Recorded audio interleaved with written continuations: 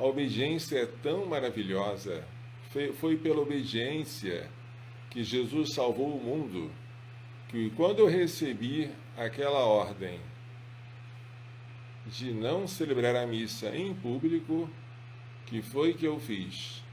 Embora pasmado, embora sem saber o que fazer, eu resolvi obedecer. E aqui eu vou ler para vocês o manual do Tanqueray, né? O compêndio de teologia ascética e mística. Este compêndio fala sobre a obediência como uma virtude excelente. Porém, há limites. Quais são os limites da obediência? Bem, quando o superior dá uma ordem contrária à lei de Deus, temos que obedecer a Deus mais do que aos homens. Ou quando o superior ordena algo impossível, ninguém está obrigado ao impossível. Mas, na dúvida, diz Tanqueray, devemos presumir que o superior tem razão. In dubio presumptio stat pro superiore. Na dúvida, a presunção deve estar em favor do superior. Portanto, quando eu recebi aquela ordem, embora gelado, com o coração assim comprimido de dor, de aflição e sem entender absolutamente nada, eu resolvi obedecer e exortar os outros à obediência. Como a obediência é uma coisa séria, não é brincadeira, já que eu era obrigado a obedecer, eu queria saber como. E perguntei quantas pessoas eu posso trazer comigo na celebração sem estar desobedecendo, sem estar desobedecendo ao mandato de ser uma missa privada e não pública. Aí, depois de algum tempo, eu recebi a resposta de que eu poderia celebrar para 2 pessoas. 2 pessoas. E quando vinha uma terceira, por escrúpulos de consciência, para ser obediente, eu deixava apenas 2 estarem presentes, porque era aquilo que o meu superior eclesiástico havia mandado. Houve, porém, um grupo de pessoas que não podia ir à Santa Missa, porque os padres estavam proibidos de celebrar em público, mas queria receber a comunhão fora da missa. E vieram até mim para perguntar: Padre, você pode distribuir a comunhão para nós? Como eu não gosto de fazer nada por desobediência, eu fui perguntar ao meu superior: posso distribuir a comunhão? Eu pensava que a resposta seria: você pode com tais condições. Mas a resposta foi: você não pode. E aí eu deixei os que me pediam pão da vida com fome. Eu os despedi de mãos vazias, dizendo para eles: eu tenho pão, eu quero dar, mas eu sou proibido de dar. Se eu fizesse isso por minha própria vontade, seria um pecado horrível. Eu ouviria Jesus dizer: afastai-vos de mim, malditos, para o fogo eterno, preparado para o demônio e os seus anjos, porque eu tive fome e não me destes de comer. Para ouvir isso, basta eu negar um pão qualquer a quem me pede. Mas negar o pão eucarístico, se eu fizesse isso por minha própria vontade, seria uma maldade sem tamanho. Mas eu estava sob obediência. E assim, sob obediência, eu vivi os momentos mais cruciantes da minha vida, o meu pior ano, para mim e para vocês, porque foi exatamente na época da Quaresma, na época do Tríduo Pascal, na época da Páscoa da Ressurreição, e eu tendo que celebrar sozinho, ou quase sozinho, com a igreja vazia e com o povo do lado de fora ansiando por querer entrar, e eu tendo que dizer não, não, não. Ora, gente, quando a gente está na dúvida, é bom obedecer, porque a obediência é tão, mas tão maravilhosa que só os loucos não obedecem. A obediência nos traz paz, a obediência agrada a Deus, a obediência esmaga o nosso orgulho, a obediência destrói o demônio. Porém, agora que já passou quase um ano, agora com a cabeça mais tranquila, agora eu sou capaz de olhar para o passado, já tendo experimentado a obediência, e verificar: será que eu precisava ter obedecido? Melhor dizendo, será que eu deveria ter obedecido? Agora eu vejo que eu errei por excesso. Agora eu vejo que a minha obediência foi além daquilo que eu podia fazer. Mas, naquele momento, era aquilo que parecia que eu devia fazer. Por que agora eu percebo isso? Agora, com a cabeça tranquila, vamos examinar se de fato os superiores eclesiásticos, pode ser os bispos, pode ser qualquer um superior, né? Se eles podem dispensar os fiéis de uma obrigação. Dispensar, podem, claro, mas isso aí é uma coisa que para mim não tem muita utilidade. Dispensar de uma obrigação, a missa para mim não é muito mais do que uma simples obrigação. Vejamos aqui o que diz o Código de Direito Canônico sobre a Santa Missa. No cânon 1247, assim diz o nosso Código de Direito Canônico. No domingo e nos outros dias de festa de preceito, os fiéis têm a obrigação de participar da missa. Além disso, devem abster-se das atividades e negócios que impeçam o culto a ser prestado a Deus, a alegria própria do dia do Senhor e o devido descanso da mente e do corpo. Acabei de ler o cânon 1247. Então, os fiéis têm esse dever, o dever da missa dominical. Agora, será que o bispo diocesano ele pode dispensar deste preceito, deste dever? Pode. Se nós quisermos ler isso, leiamos o cânon 87, parágrafo 1º, tá? Então aqui vamos folhear e ler. O bispo diocesano, sempre que o julgar que isso possa concorrer para o bem espiritual dos fiéis, pode dispensá-lo das leis disciplinares, universais ou particulares, dadas pela suprema autoridade da Igreja para seu território ou para seus súditos. Tá. Então o bispo tem o poder de dispensar os seus diocesanos do preceito dominical, que é uma lei universal da Igreja. Ele pode fazer isso. E isso eu não duvido. Um bispo pode fazer.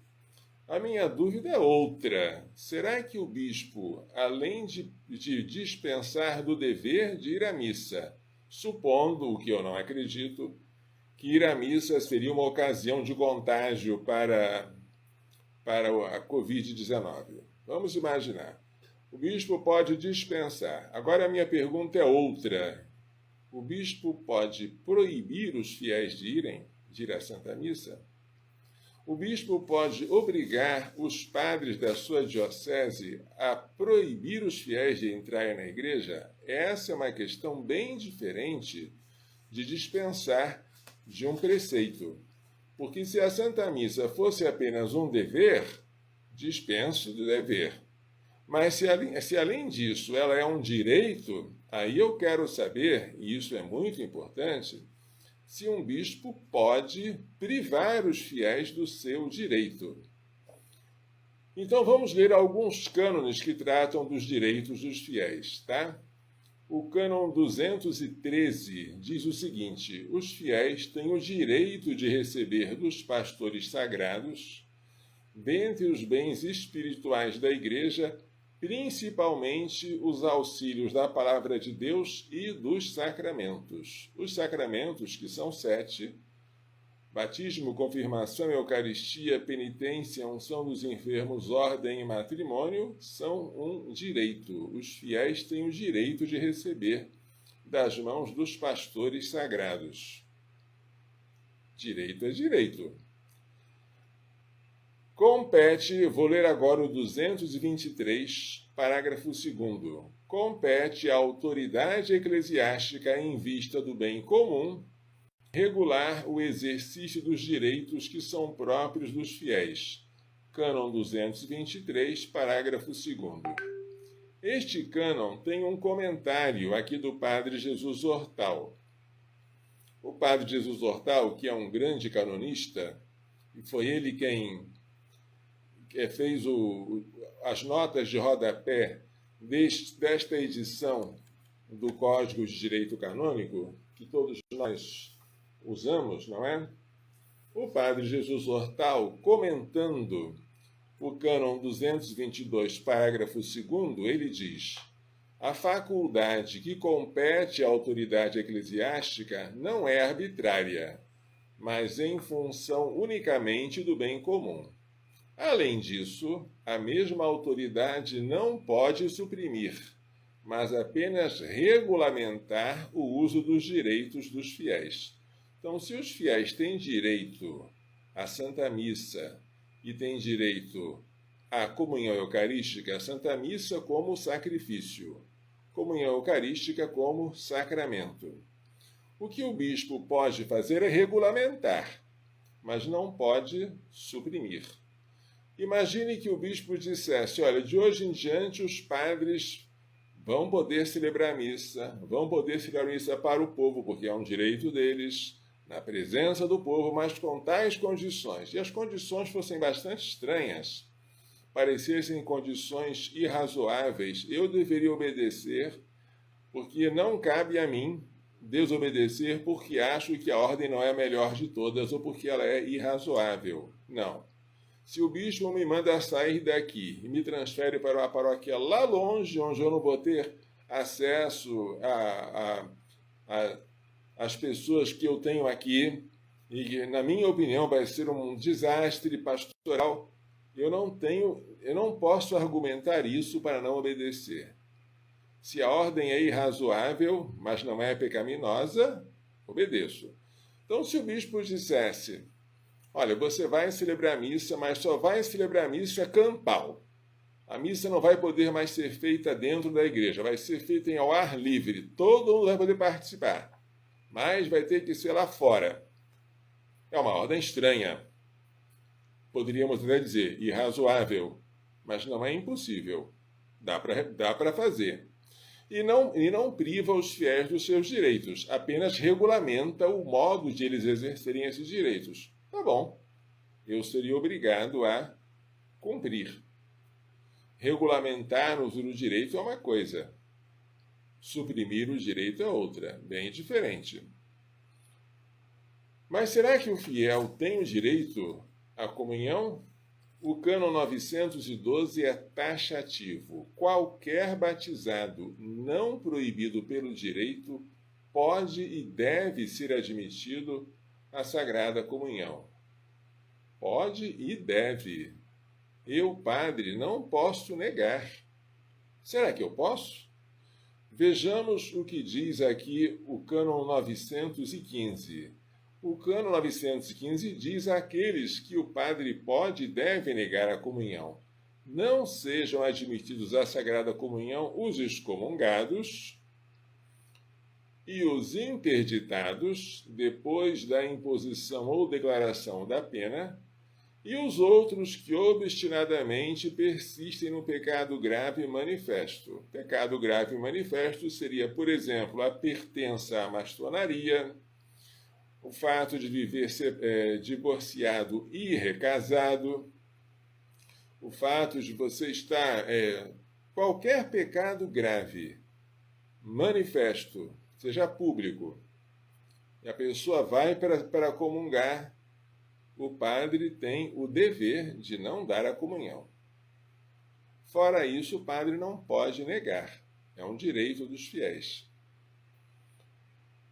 Além da comunhão, diz o cânon 843, parágrafo 1º, os ministros sagrados não podem negar os sacramentos àqueles que os pedirem oportunamente, que estiverem devidamente dispostos e que pelo direito não forem proibidos de o receber. Se alguém me pede a comunhão, eu não posso negar. Ah, mas o bispo me proibiu, mas o direito de comungar é um direito divino. Isso é um comentário do canonista Ángel Marzoa. Em virtude do batismo, o fiel cristão tem um direito fundamental de origem divina de que seja administrada a Sagrada Comunhão. Se é um direito divino, o bispo não pode suprimir esse direito, ele pode regulamentar, mas não suprimir. Se você está com fome do pão da vida, eu, padre, tenho que dar. E eu tenho que obedecer a Deus mais do que aos homens. Os homens representam Deus, quando eles têm autoridade legítima sobre mim. Mas quando eles estão suprimindo um direito que é divino, aí o dever de obediência cessa. Agora, vamos falar sobre a missa que não é presencial, né? A missa agora pelos meios de comunicação social e atualmente até pelos celulares, como se tornou muito comum. O que dizia sobre isso o Papa Bento XVI nesta exortação apostólica Sacramentum Caritatis, tá? Esta exortação apostólica pós-sinodal do ano 2007 dizia o seguinte, no seu número 57. Devido ao progresso admirável dos meios de comunicação, nos últimos decênios, a palavra participação adquiriu um sentido mais amplo do que no passado. Com satisfação, todos reconhecemos que esses instrumentos oferecem novas possibilidades, inclusivamente quanto à celebração eucarística. Isso requer dos agentes pastorais do setor uma preparação específica e um vivo sentido de responsabilidade. O cuidado que se deve ter ao transmitir a missa nos meios de comunicação social. Bem, enfim, quanto ao valor dessa participação na Santa Missa pelos meios de comunicação, quem assiste a tais transmissões deve saber que, em condições normais, não cumpre o preceito dominical. De fato, a linguagem da imagem representa a realidade, mas não a reproduz em si mesma. Se é muito louvável que idosos e doentes participem da Santa Missa, festiva através das transmissões rádio-televisivas, o mesmo não se pode dizer de quem quisesse, por meio de tais transmissões, dispensar-se de ir à igreja, tomar parte na celebração eucarística na Assembleia da Igreja viva, diz o texto aqui. Sacramentum Caritatis, exortação apostólica pós-sinodal. Então, cuidado para ficar contente de você agora não precisar ir à missa e poder participar com o celular na mão. Tá? Isso está muito longe de ser suficiente, satisfatório, e não vamos pensar agora que estamos num novo normal. O normal agora é não ir mais à missa e ficar em casa. Mas veja que coisa estranha, né? Ir à missa, faltar à missa ao domingo era pecado. Nós, padres, sempre estamos acostumados a ouvir esta acusação. Padre, eu faltei à missa ao domingo. O bispo pode dispensar da obrigação de ir à missa. Pode. Dispensou. Agora temos uma coisa sui generis. Alguém poderia ir ao padre e dizer, padre, eu cometi um pecado. Qual foi? Eu fui à missa ao domingo. Mas isso não é pecado? Ah, mas é que o bispo proibiu e mesmo assim eu fui. Ir à missa ao domingo agora passou a ser uma proibição. E violar essa proibição seria um pecado? Gente, que coisa impensável. Claro, é uma coisa que não dá nem para imaginar que um dia ela pudesse acontecer. Nunca imaginei que isso aconteceria, nunca. As minhas previsões apocalípticas iam até certo ponto, mas a isso não. E eu vi. Eu presenciei no ano 2020 isso acontecer. É algo de fato impensável. Mas esta proibição é, pelo motivo que eu já falei, inválida. O bispo pode dispensar, mas não pode proibir. Bem, agora vamos lá. Sobre a comunhão na boca ou na mão. Será que um bispo pode permitir a comunhão na mão? Resposta: pode. Comunhão na mão é uma concessão. A regra é na boca.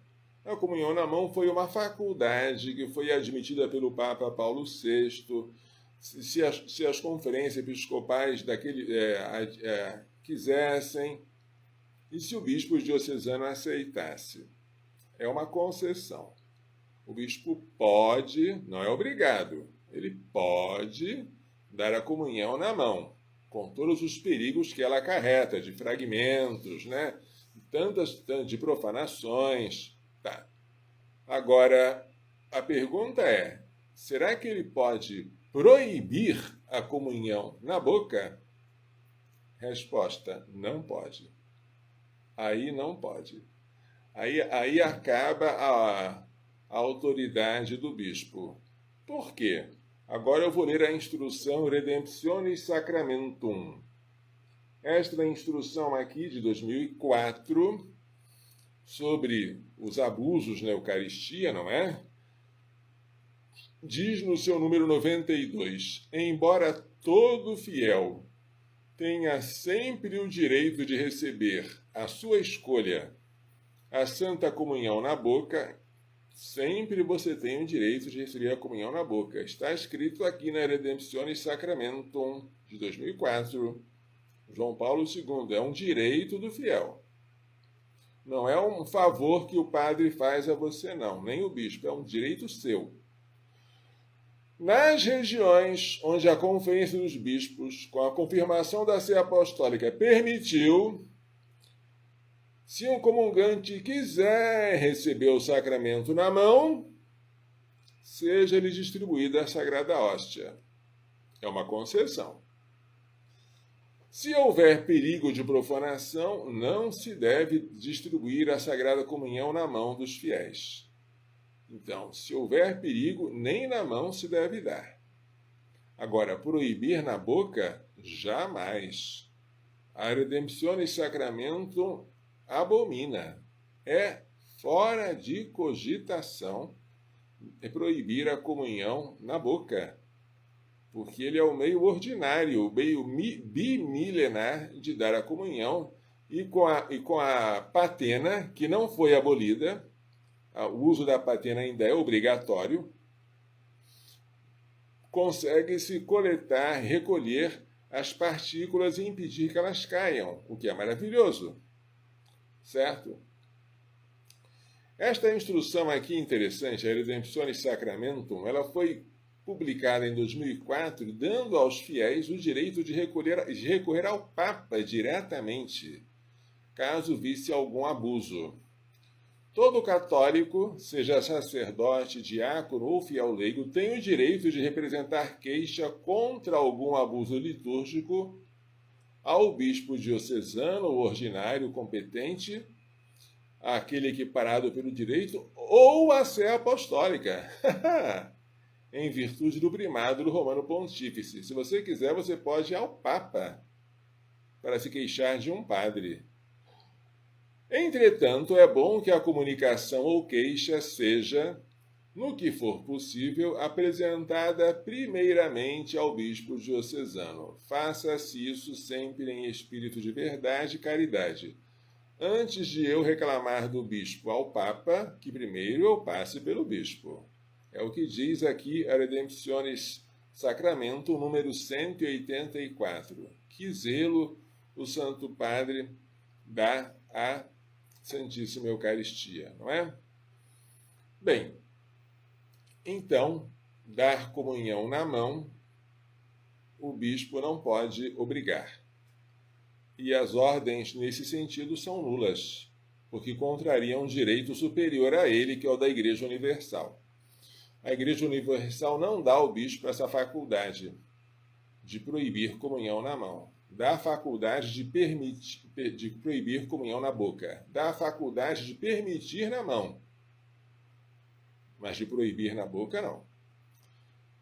Bem, e agora que nós já falamos sobre isso, evidentemente, se nem o bispo tem o poder de proibir a comunhão na boca, muito menos um prefeito. E agora eu vou rir. Peço perdão ao meu prefeito aqui para rir em público da norma por ele emanada, dizendo que fica proibida a distribuição da ceia, hóstia ou similar que não seja dada na mão dos fiéis. Ceia, hóstia ou similar é uma mistura heterogênea de coisas que não tem nenhum sentido. Jesus não tem similar. Jesus presente sobre as espécies eucarísticas é único. Ele não é um remédio que tem genéricos e similares, não. Ele é um só. E o bispo não tem direito de dar normas litúrgicas, muito menos de proibir o uso de água benta. Isso é ridículo, tá? Então, o bispo não, o prefeito, perdão. Se o prefeito proíbe uma coisa dessas, eu só posso ignorar, claro. Não tem nenhuma obrigação de obedecer. Agora, vamos ler aqui um documento muito importante que foi publicado no dia 15 de agosto de 2020, que é a festa da Assunção de Nossa Senhora, pela Congregação para o Culto Divino e a Disciplina dos Sacramentos, cujo prefeito é o cardeal Sará, aquele cardeal negro, africano, de alma limpidamente branca. O nome do documento é Voltemos com Alegria à Eucaristia. Esse documento vocês encontram no site da Congregação para o Culto Divino e a Disciplina do Sacramento em várias línguas, mas não em português. Curiosamente, em português temos na Conferência Episcopal Portuguesa, mas não encontrei a tradução em português na CNBB. Que coisa estranha, não é? O número desse documento é protocolo número 432/20. Vou ler alguns trechos, tá? A pandemia devido ao vírus Covid-19 produziu mutações não só nas dinâmicas sociais, familiares, econômicas, formativas e laborais, mas também na vida da comunidade cristã, incluindo a dimensão litúrgica.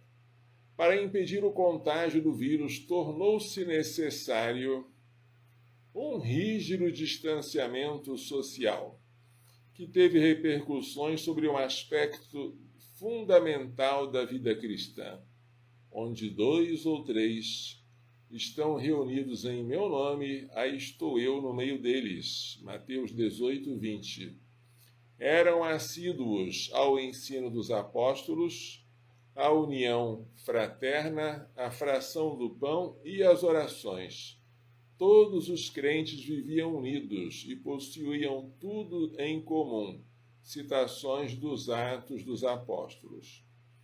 A dimensão comunitária tem um significado teológico. Deus é relação de pessoas na Santíssima Trindade. Cria o homem na complementaridade relacional entre homem e mulher, porque não é bom que o homem esteja só. Gênesis 2:18. Relaciona-se com o homem e a mulher e chama-os, por sua vez, à relação consigo.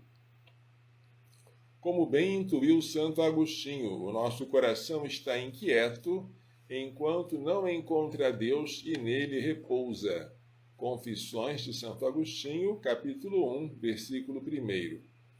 O Senhor Jesus iniciou seu ministério público chamando para junto de si um grupo de discípulos, para que partilhassem com ele a vida e o anúncio do reino. Desta pequena grei nasce a Igreja. Para descrever a vida eterna, a Escritura usa a imagem de uma cidade, a Jerusalém Celeste, Apocalipse 21. Uma cidade é uma comunidade de pessoas que partilham valores, realidades humanas e espirituais fundamentais, lugares, tempos e atividades organizadas e que concorrem para a consecução do bem comum. Enquanto os pagãos construíam templos dedicados às divindades, aos quais as pessoas não tinham acesso, os cristãos, assim que gozaram da liberdade de culto, logo edificaram lugares que fossem domus Dei et domus Ecclesiae, casa de Deus e casa da Igreja, onde os fiéis se pudessem reconhecer como comunidade de Deus, povo convocado para o culto e constituído em Assembleia Santa. Deus pode, portanto, proclamar: Eu sou o teu Deus, tu serás o meu povo.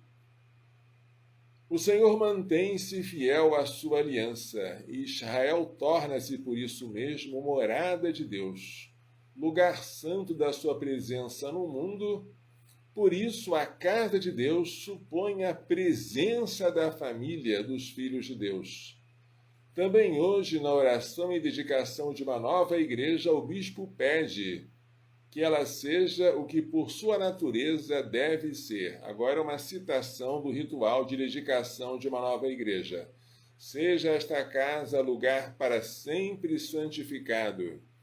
Aqui sejam destruídos os pecados dos homens pela torrente da graça divina, para que os vossos filhos, ó Pai, mortos para o pecado, sejam regenerados para a vida do alto.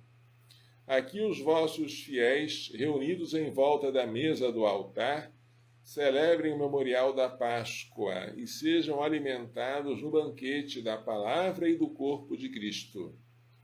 Aqui ressoe a jubilosa oblação do louvor, a voz dos homens unida aos cânticos dos anjos, e incessantemente suba para vós a oração pela salvação do mundo. Aqui encontrem os pobres a misericórdia, alcancem os oprimidos a verdadeira liberdade, e todos os homens se revistam da dignidade de filhos vossos, até chegarem exultantes de alegria a Jerusalém do alto, a cidade do céu. Terminou aqui a citação do ritual de dedicação de uma nova igreja, para dizer que a igreja é uma casa que reúne os fiéis em oração. Prossegue, então, a declaração da Congregação para a Disciplina dos Sacramentos e o Culto Divino, cujo prefeito era, já acabou de ter a sua como se diz, a sua demissão aceita pelo Papa Francisco em razão da idade, mas até há pouco tempo era, o cardeal Sará. A comunidade cristã nunca procurou o isolamento e jamais fez da igreja uma cidade de portas fechadas. Portas fechadas, coisa horrível, não é? Formados para o valor da vida comunitária e para a procura do bem comum, os cristãos sempre procuraram inserir-se na sociedade, embora conscientes de uma alteridade, estar no mundo sem lhe pertencer, nem a ele se reduzir. Como diz a chamada carta a Diogneto, os cristãos estão no mundo, mas não são do mundo. Eles adotam os costumes das diversas nações, mas vivem moralmente diferente. Este tempo de privação, o tempo em que nós ficamos sem Eucaristia, digo nós, não porque eu tenha deixado de celebrar ou de comungar, mas porque eu sinto a dor que vocês sentiram. Dor essa que eu nunca mais quero ter, Deus me livre. Este tempo de privação pode dar-nos a graça de compreender o coração dos nossos mártires da Abitínia, inícios do século IV, os quais responderam aos seus juízes com serena determinação, mesmo perante uma condenação à morte certa. Sine dominico non possumus. Sem o quê? Sem dominico não podemos. O que é dominico? O absoluto non possumus, não podemos, e a densidade de significado do substantivo neutro dominicum, o que é do Senhor, não se podem traduzir com uma só palavra, diz o cardeal Sará. Uma brevíssima expressão encerra uma grande riqueza de matizes e significados que hoje se oferecem à nossa meditação. Não podemos viver, ser cristãos, realizar em pleno, em cheio a nossa humanidade, os desejos de bem, de felicidade que o nosso coração acalenta, sem a palavra do Senhor, que na celebração ganha corpo e se torna a palavra viva, proclamada por Deus para quem hoje abre o coração à escuta. Não podemos viver como cristãos sem participar do sacrifício da cruz em que o Senhor Jesus se dá sem reservas para salvar com a morte, com a sua morte, o homem que estava morto por causa do pecado. O Redentor associa a si a humanidade e a reconduz ao Pai. No abraço do crucifixo encontra luz e conforto para todo o sofrimento humano. Não podemos viver sem o banquete da Eucaristia, mesa do Senhor, a qual somos convidados como filhos e irmãos para receber o próprio Cristo ressuscitado, presente em corpo, sangue, alma e divindade, como pão do céu, que nos sustenta nas alegrias e nas canseiras da peregrinação terrena. Não podemos viver sem a comunidade cristã, a família do Senhor. Precisamos de encontrar os irmãos que partilham a filiação de Deus, a fraternidade de Cristo, a vocação e a procura da santidade, da salvação das suas almas, na rica diversidade de idades, histórias pessoais, carismas e vocações. Não podemos viver sem a casa do Senhor, que é a nossa casa, sem os lugares santos onde nascemos para a fé, onde descobrimos a presença providente do Senhor e descobrimos o seu abraço misericordioso que levanta quem caiu, onde consagramos a nossa vocação no segmento religioso ou no matrimônio, onde suplicamos e agradecemos, exultamos e choramos, onde confiamos ao Pai os nossos entes queridos que completaram a sua peregrinação terrena. Não podemos viver sem o dia do Senhor, sem o domingo, que dá luz e sentido ao suceder-se dos dias do trabalho e das responsabilidades familiares e sociais. Tudo isso quer dizer: sine dominico non possumus. Não podemos viver sem o que é do Senhor. Por muito que os meios de comunicação desempenhem um prestimoso serviço em prol dos doentes e de quanto estão impedidos de se deslocar à igreja, e prestaram um grande serviço na transmissão da Santa Missa no tempo em que não era possível celebrar comunitariamente, nenhuma transmissão se pode equiparar à participação pessoal ou a pode subsistir, palavras do cardeal Sará, aprovadas pelo Papa Francisco. Aliás, estas transmissões por si sós correm o risco de nos afastarem do encontro pessoal e íntimo com Deus encarnado, que se entregou a nós não de modo virtual, mas realmente, dizendo: quem come a minha carne e bebe o meu sangue, permanece em mim e eu nele. Este contato físico com o Senhor é vital, indispensável, insubstituível. Palavras do cardeal Sará, aprovadas pelo Papa Francisco. As normas litúrgicas são matéria sobre a qual as autoridades civis não podem legislar. Está vendo, senhor prefeito? Mas são da exclusiva competência das autoridades eclesiásticas. Nada de dizer que eu não posso dar comunhão na boca, senhor prefeito. Nada de dizer que eu não posso usar água benta.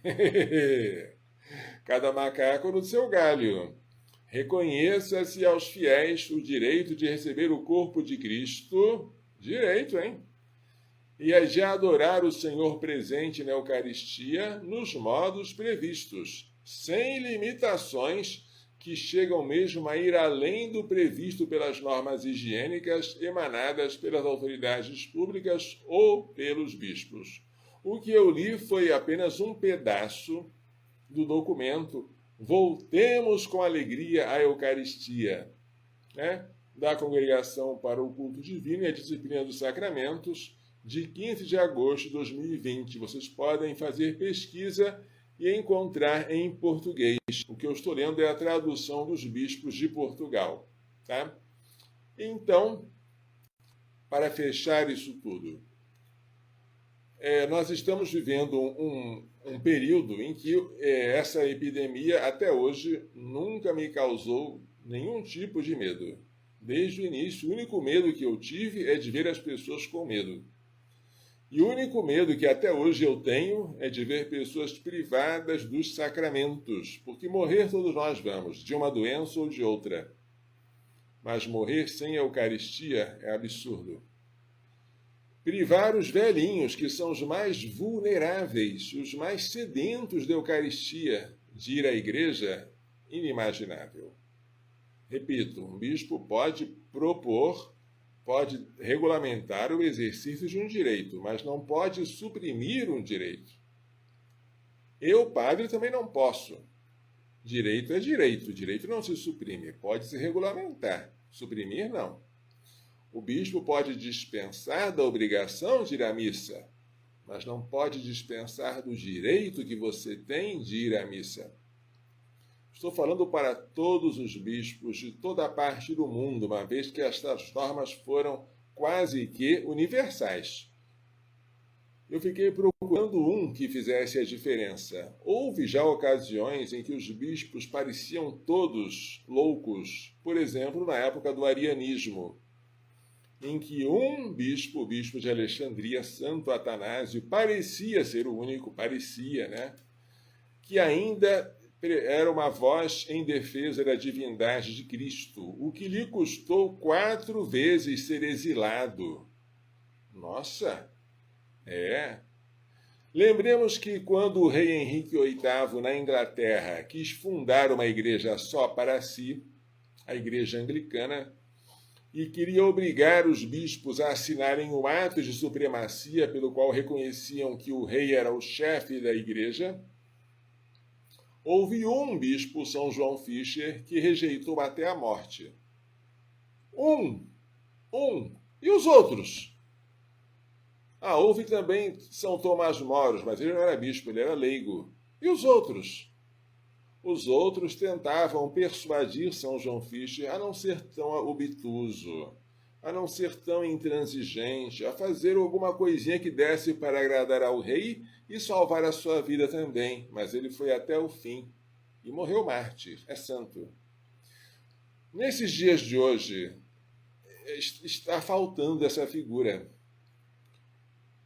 Onde está Dom Luiz Gonzaga Bergonzini, bispo de Guarulhos? Onde está Dom José Cardoso Sobrinho, bispo de Olinda e Recife? Os dois, Dom Luiz Gonzaga Bergonzini faleceu. Dom José Cardoso Sobrinho resignou-se, né? Tornou-se bispo emérito.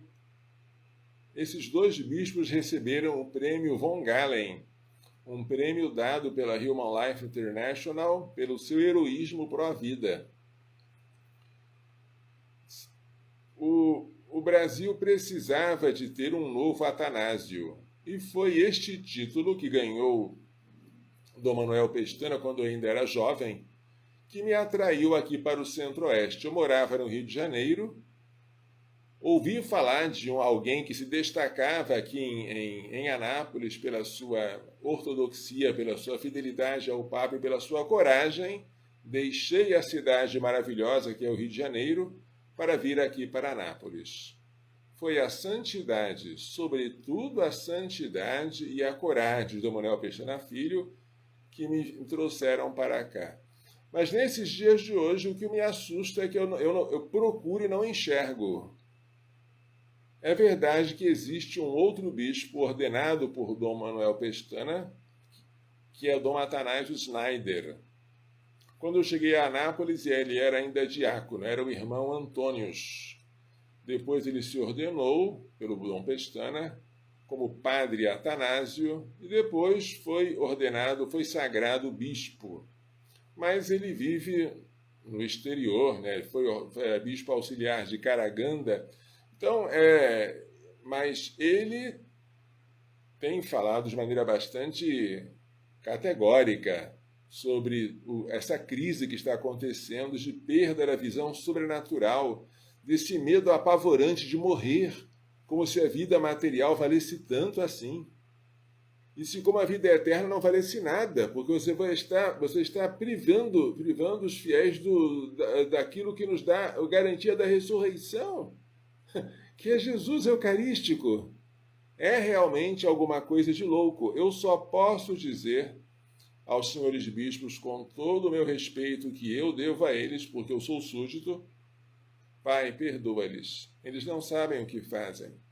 Porque foi isso que Pedro disse depois de dar aquele discurso aos fiéis em Pentecostes. Depois de ele acusar o povo de ter pedido libertação para um assassino e ter matado o autor da vida, que é Jesus, ele depois disse: eu sei, no entanto, que vós agistes por ignorância, tanto vós quanto vossos chefes.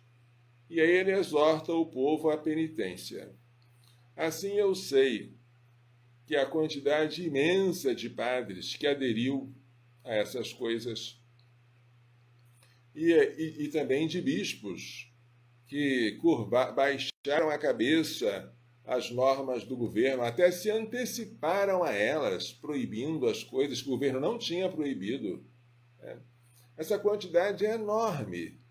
E uma submissão completa, assim, universal, em escala global, àquilo que dita a Organização Mundial da Saúde e aquilo que determina de que se deve tomar para impedir a propagação de uma epidemia, é coisa sem precedentes. Vocês nunca viram isso na história da Igreja ou na história universal. Não houve.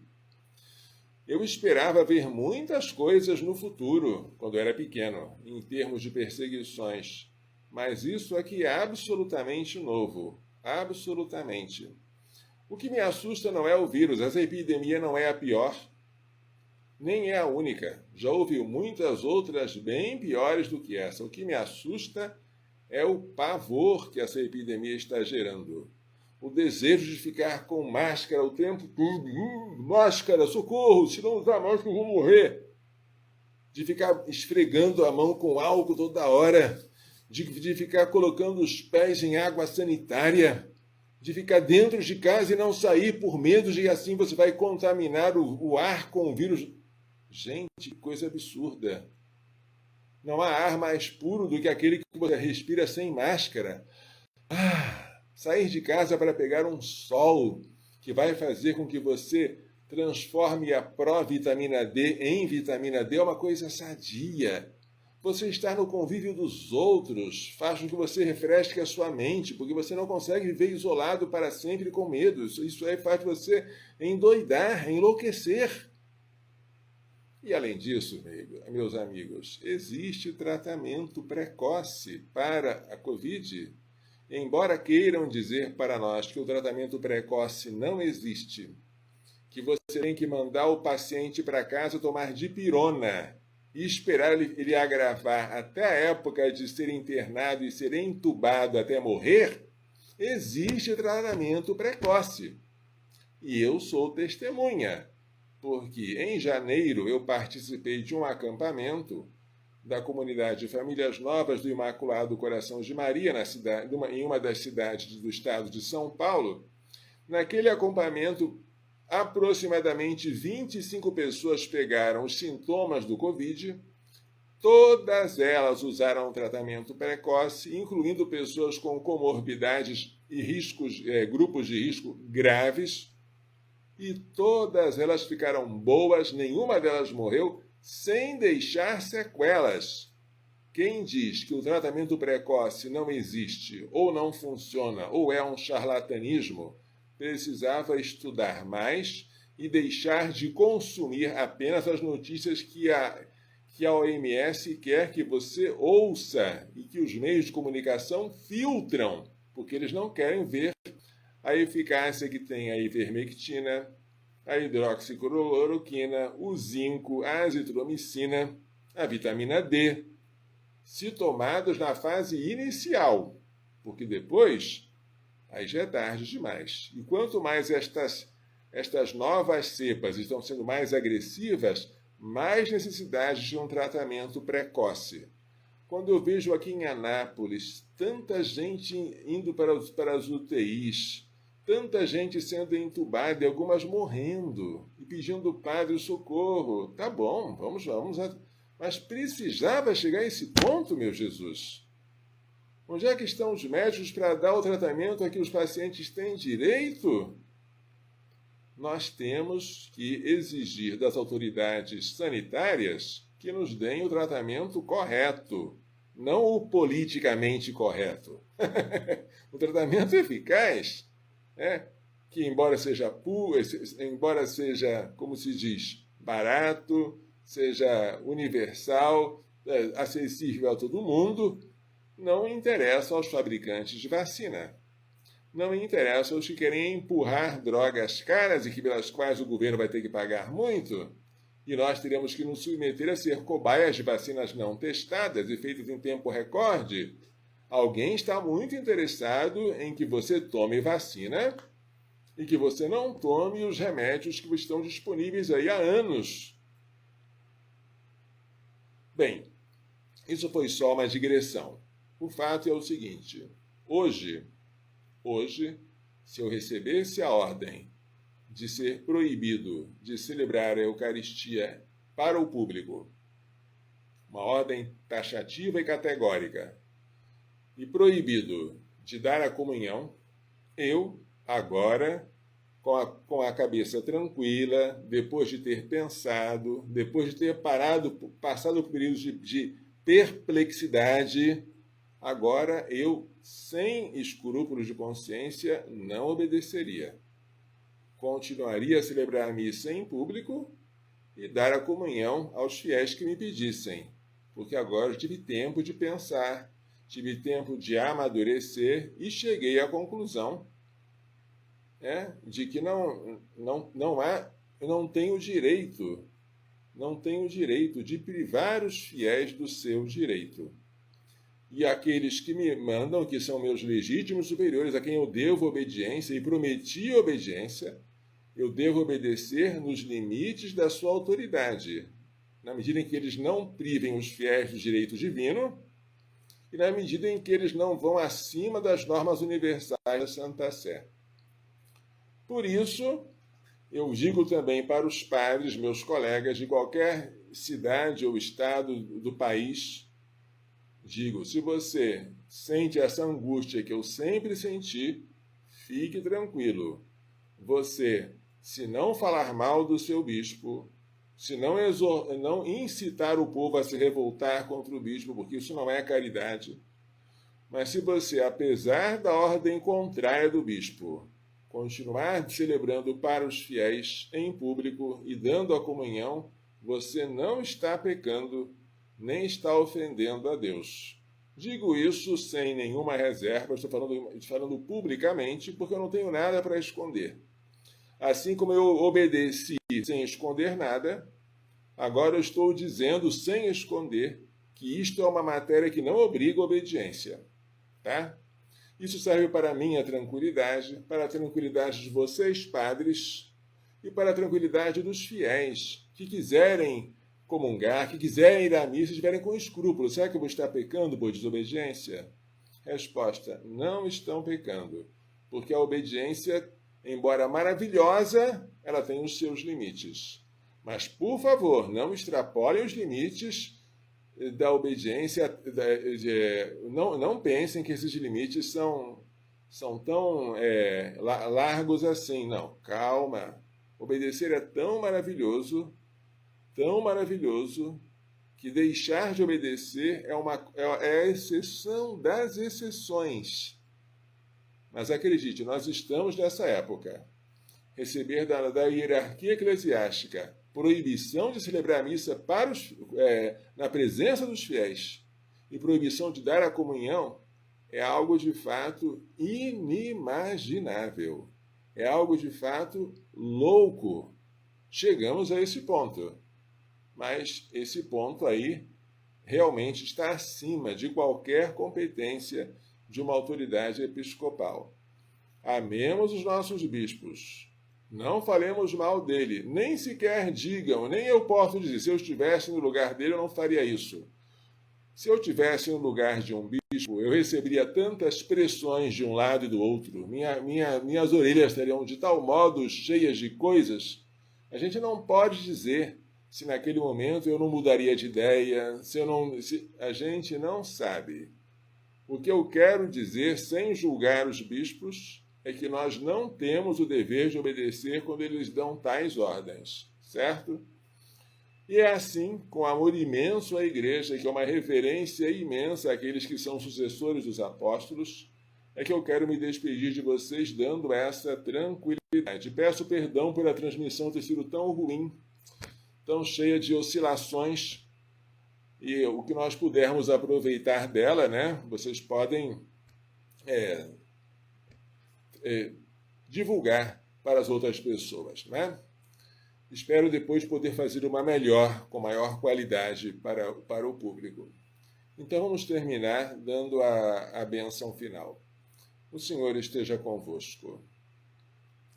Pela imposição de minhas mãos sacerdotais e pela invocação da bem-aventurada sempre Virgem Maria, de São José, seu castíssimo esposo, de São Luís Gonzaga, de São Luís Maria Grande de Montfort, de Santa Genevieve Mola, de São Miguel, São Gabriel, São Rafael, de todos os anjos e santos, abençoe-vos, proteja-vos e guarde-vos com toda a bênção no céu e da terra, Deus Todo-Poderoso, Pai, Filho e Espírito Santo. Amém.